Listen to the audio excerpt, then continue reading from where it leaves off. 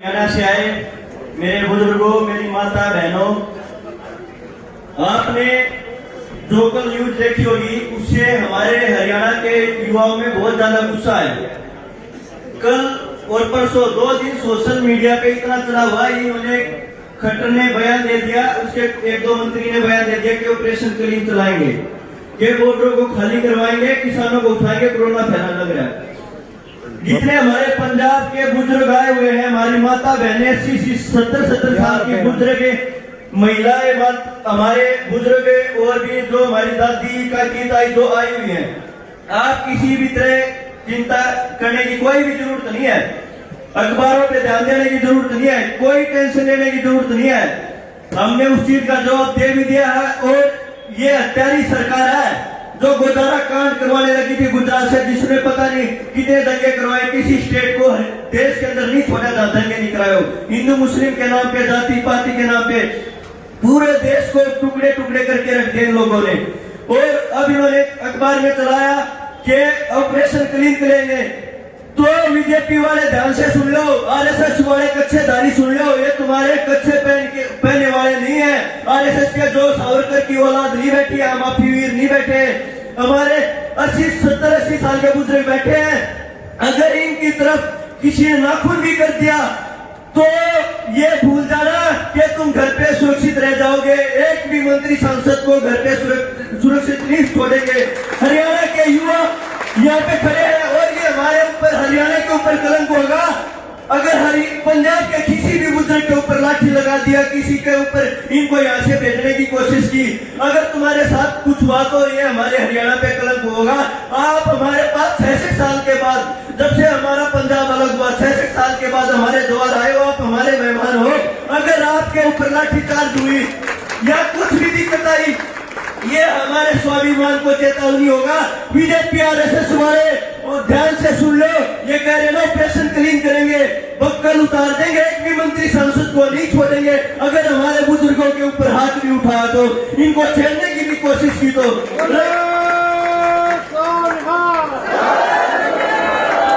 अखबारों पे ध्यान मत दो, किसी तरह डरने की जरूरत नहीं है, यहाँ पे डटे रहो। ये कहने लगे ना ऑपरेशन क्लीन करेंगे, इनकी औकात नहीं है, क्योंकि जो देश को बताए हुए हो वो तुम्हारे बेटे हैं। जब कहीं भी 5 जवान भी शहीद होते हैं तो 3 लाश हरियाणा पंजाब के अंदर आती है। तुम्हारा खून बैठा बॉर्डर पे, तुम्हारे ऊपर विपदा आएगी ना तो 84 की तरह जैसे सिख रेजिमेंट तुम्हारे लिए आई थी, Jat regiment, Sikh regiment, Rajput regiment, सब किसानों के बच्चे। क्या कभी सुना आपने किसी गुजराती का बच्चा वहां बॉर्डर पे शहीद हो रहा है? आपके बच्चे शहीद होते हैं बॉर्डर पे, सभी किसानों के बच्चे बैठे हैं, तुम्हारे 36 बिरादरी के बच्चे बैठे, तुम्हारे सभी धर्मों के बैठे। क्या किसी उद्योगपति का बेटा बैठा है, किसी गुजराती का बच्चा वहां बैठा, तुम्हारे किसानों के बच्चे बैठे। अगर तुम्हारे ऊपर नाखून भी किसी ने लगाने की कोशिश की, लाठी गोली तो बहुत दूर की बात है, तो यह पता नहीं कितने जलियांवाले बाग हो जाएंगे। घबराने की जरूरत नहीं है। रही खट्टर, ध्यान से सुन ले, बॉर्डरों पे हमारे 70-80 साल के बुजुर्ग बैठे हैं। अगर हमारे माँ बाप के ऊपर लाठीचार्ज होगी, हमारे माँ बाप की लाशें बिछा दी, तो हरियाणा के कोई भी मंत्री, देश का कोई भी सांसद घर पे सुरक्षित नहीं रहेगा। हम शांति से बैठे हैं, आप शांति से रहने दो। अगर आपने कोरोना का इतना डर है, यहाँ पे गंदगी फैली हुई है चारों तरफ, अपने एसडीएम को बोलो, अपने मंत्रियों को बोलो यहाँ सफाई करवाए, अपने मंत्रियों को बोलो रातों में जो लाइट काटती है, मच्छरों से खाते हैं, इनके लिए मच्छरदानी का प्रबंध कराए या सफाई कराए, कराने वाले काम कराए। ये गोदारा और ये 84 ऐसे दंगे कराने की साजिश करने की ना सोचे, किसी भी तरह इसको कामयाब नहीं होने देंगे। हमारे बुजुर्गों की तरफ आंख भी उठाने की कोशिश की ना तो सोच लेना, हम प्यार से बैठे हैं तो प्यार से रहने दो। अगर तुमने किसी भी तरह की शरारत करने की सोची तो ये युवा शरारत बर्दाश्त नहीं करेंगे।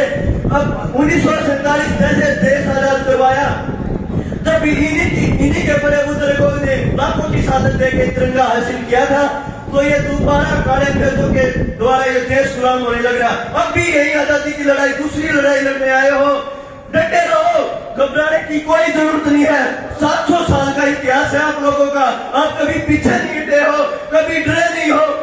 इन कच्छेदारियों से डरने की जरूरत नहीं है, जो धर्म के नाम पे, जाति के नाम पे दंगे करवा के आए हैं। मैं खुद भी 2 साल जेल में रहा हूं, मेरे ऊपर देशद्रोह के केस इन लोगों ने लगाए हैं।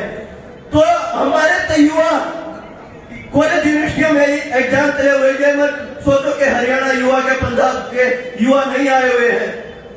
पूरा हरियाणा युवा का पंजाब पूरा का पूरा कहीं का भी देख लेना, पूरे देश में क्रांति आएगी। ये तो शुरुआत है, 10-15 दिन के बाद यहाँ पे ट्रैक्टर ट्रॉली खड़े होने की जगह नहीं मिलेगी। पूरा हरियाणा उठने लगा, पंजाब उठ गया, पंजाब के साथ हरियाणा उठा, दिल्ली उठा, वेस्ट बंगाल उठा, आंध्र उठा, तमिलनाडु उठा, केरल उठा, सिक्किम, पूरा देश उठ गया है।